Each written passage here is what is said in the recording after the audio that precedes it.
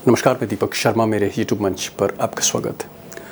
दोस्तों, क्या उपराष्ट्रपति जगदीप धनखड़ ने अपनी मर्जी से इस्तीफा दिया, हेल्थ रीजन की वजह से इस्तीफा दिया, या फिर उनसे इस्तीफा मांगा गया, उन्हें मजबूर किया गया कि वो इस्तीफा दें? ऐसी परिस्थितियां मोदी और शाह के लोगों ने उनके आगे बना दी थी कि इस्तीफा देने के अलावा, उपराष्ट्रपति को कुर्सी छोड़ने के अलावा उनके पास कोई और रास्ता नहीं था।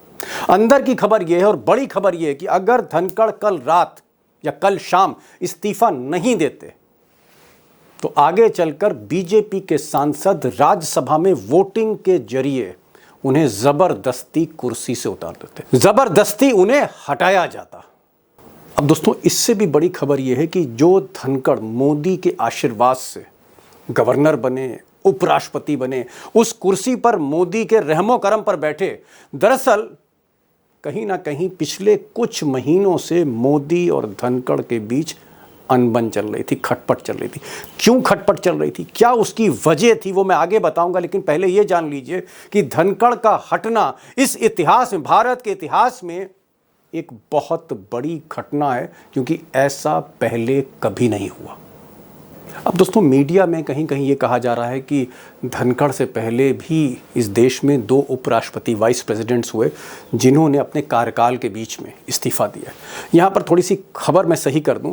दरअसल 2 उपराष्ट्रपति, 2 वाइस प्रेसिडेंट्स, उन्होंने इस्तीफा दिया, ये बात सही है, वीवी गिरी और आर वेंकट रमन। लेकिन वीवी गिरी हो या आर वेंकट रमन हो, इन्होंने इस्तीफा किसी दबाव में नहीं दिया था।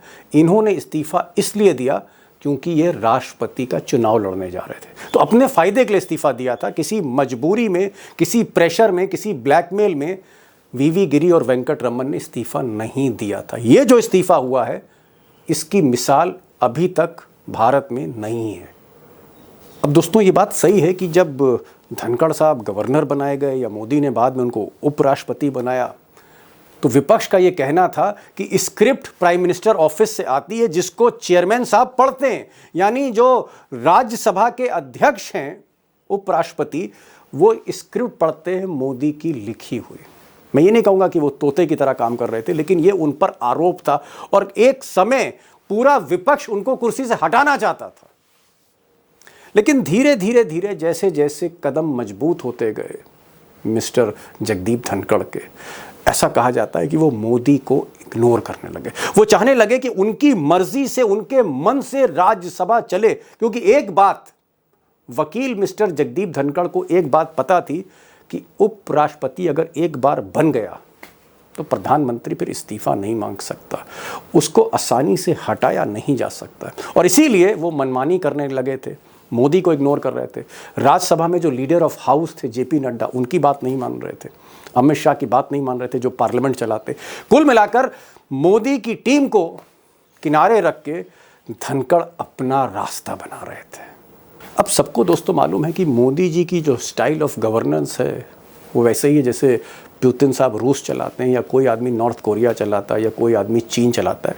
उसी तरह मोदी जी भी काम करते हैं, ऐसा लोग कहते हैं। यानी मोदी की मर्जी के बगैर पत्ता नहीं हिल सकता सिस्टम में। लेकिन यहाँ क्या हो रहा था, यहाँ धनखड़ अपने ही अंदाज में राज्यसभा को आगे बढ़ा रहे थे।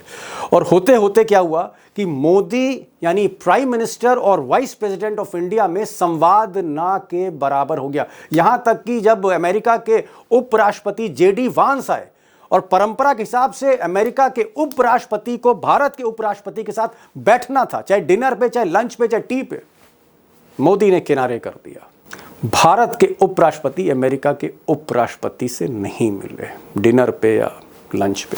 और सबसे बड़ी बात, ये जब खटपट चल रही थी, दूरियां बढ़ती जा रही थी, मिस्टर धनखड़ कुछ और गलतियां करते गए। वो विपक्ष के नेता जो मोदी जी को अच्छे नहीं लगते थे, उनको अपने घर बुलाने लगे, चाय पिलाने लगे, दावत देने लगे।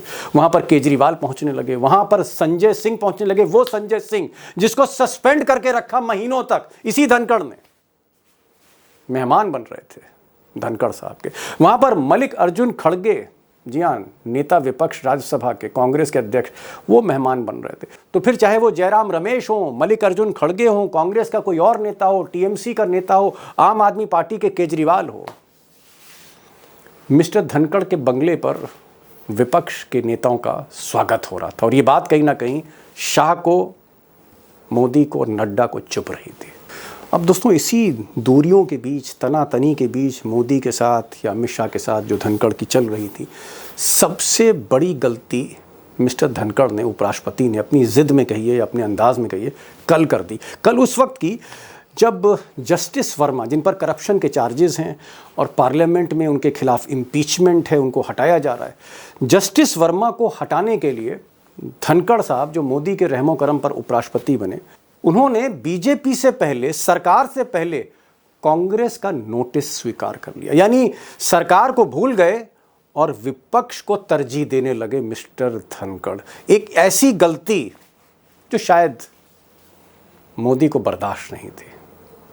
अब मोदी और शाह धनखड़ साहब से कितना नाराज़ थे, इसका प्रमाण जो है जयराम रमेश ने दिया, जो राज्यसभा के सांसद हैं और कल उनकी कई बार मीटिंग हुई मिस्टर धनखड़ से। जयराम रमेश लिखते हैं कि कल 12:30 बजे तक सब कुछ ठीक ठाक था। राज्यसभा की एक कमेटी की, एडवाइजरी कमेटी की बैठक चल रही थी। उस बैठक में जेपी नड्डा भी मौजूद थे। उस बैठक में पार्लियामेंट्री अफेयर्स मिनिस्टर रिजिजू साहब भी मौजूद थे, जयराम रमेश भी थे, बाकी नेता भी थे, और उसकी सदारत जो है वो धनखड़ कर रहे थे। सब कुछ ठीक ठाक था।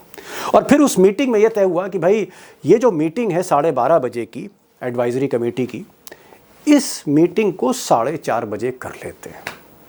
तो फिर ये हुआ तय कि साहब 4:30 बजे फिर मिलते हैं धनखड़ जी के दफ्तर में। नड्डा साहब भी आएंगे, रिजिजू भी आएंगे, उसमें जयराम रमेश होंगे और नेता होंगे।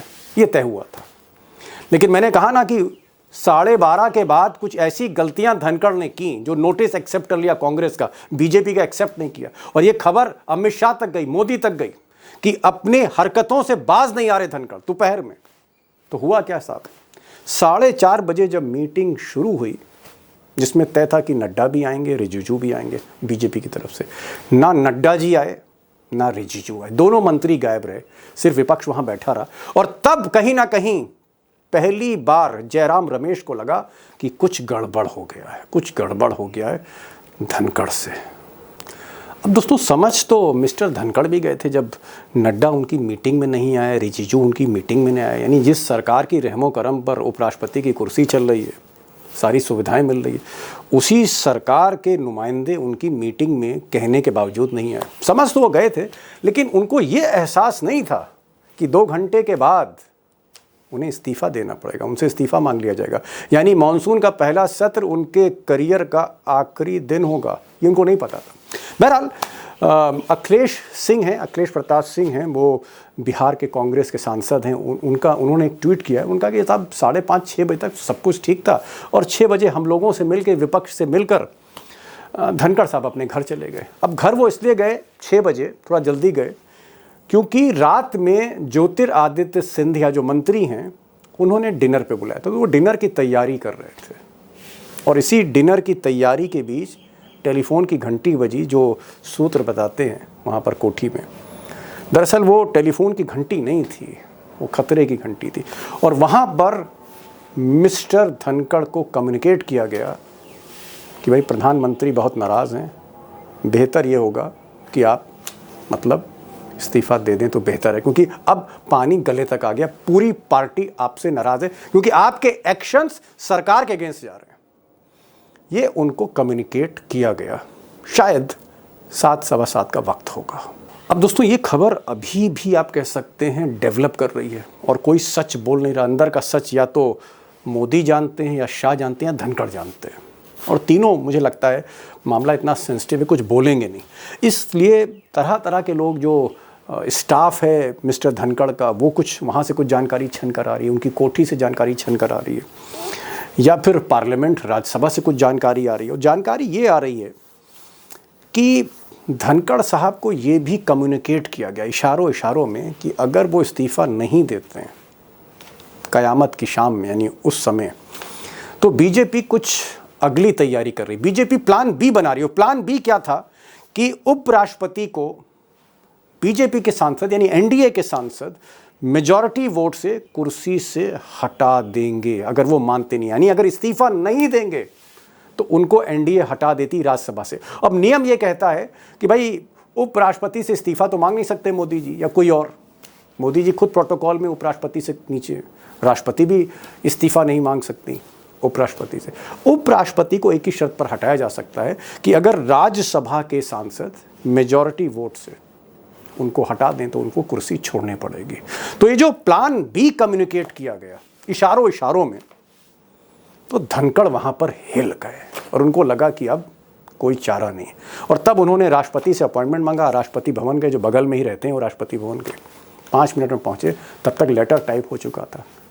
अब कोई ना कोई तो बहाना करना ही था, आँख का लिहाज होती, आँख की शर्म होती, तो उन्होंने हेल्थ रीजंस लिख दिए। हालांकि उनकी हेल्थ की रीजंस बिल्कुल परफेक्ट थे। जहाँ तक दोस्तों से बात हो रही है, सांसदों से बात हो रही है, सही बात है कि कुछ समय पहले उनको हार्ट प्रॉब्लम हुई थी, लेकिन आफ्टर ऑपरेशन स्टंट के बाद वो ठीक थे।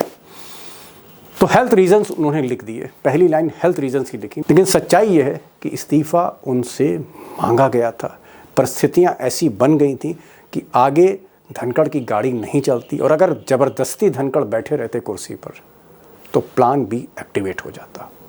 अब दोस्तों, तानाशाह को अगर आप देखेंगे, किसी डिक्टेटर को देखेंगे, पुतिन को देखिए या नॉर्थ कोरिया के बादशाह को देखिए या और इस तरह के कई मिसालें हैं, चाइना में शी जिनपिंग है, आज की तारीख में आप ट्रंप को ही देख लीजिए। जब तक मर्जी से चीज़ चल रही है तब तक तो सब कुछ ठीक है, लेकिन अगर बादशाह की जो मर्जी है उसके बगैर पत्ता हिलने लगा तो बादशाह पत्ता नहीं पेड़ काट देता है। और यही धनखड़ के साथ हुआ। धनखड़ पहले बहुत खास थे मिस्टर मोदी के, लेकिन जैसे जैसे दूरियां बढ़ी, अपनी मर्जी से काम करने लगे, तो ये बादशाह को बात समझ नहीं आई। ये अंदाज़ मोदी को वैसे भी पसंद नहीं। और शायद मुझे लगता है कि इस अंदाज़ को, मोदी के इस अंदाज़ को, चाहे वो राजनाथ सिंह हो, चाहे वो स्पीकर हो ओम बिरला हो, चाहे अमित शाह हो, चाहे नड्डा हो, बहुत अच्छी तरह से जानते हैं, और इसीलिए ये लोग गद्दी पर हैं। एक तानाशाह के मिजाज को शायद सुप्रीम कोर्ट के पूर्व वकील धनखड़ साहब समझ नहीं पाए। अब दोस्तों, 3 लोगों के बीच की बात है, धनखड़ हैं, शाह साहब हैं, मोदी जी हैं। लिहाजा बहुत सी बातें अभी सामने आना बाकी हैं। जैसे जैसे आएंगी मैं इस खबर में आपको और डेवलप करूंगा। मैं तो सिर्फ इतना कहना चाह रहा था कि उपराष्ट्रपति हैं, कोई डिस्ट्रिक्ट मजिस्ट्रेट या कप्तान नहीं, देश के उपराष्ट्रपति। राष्ट्रपति के बाद उपराष्ट्रपति, उसके बाद प्रधानमंत्री। प्रोटोकॉल में प्रधानमंत्री से ऊपर ये पद है, और अचानक जिन परिस्थितियों में इस्तीफा हो रहा है, ऐसा कभी नहीं हुआ। आगे जो भी खबर मिलेगी मैं आपको अपडेट करूंगा। तो ये आज का शो था, आज का वीडियो था।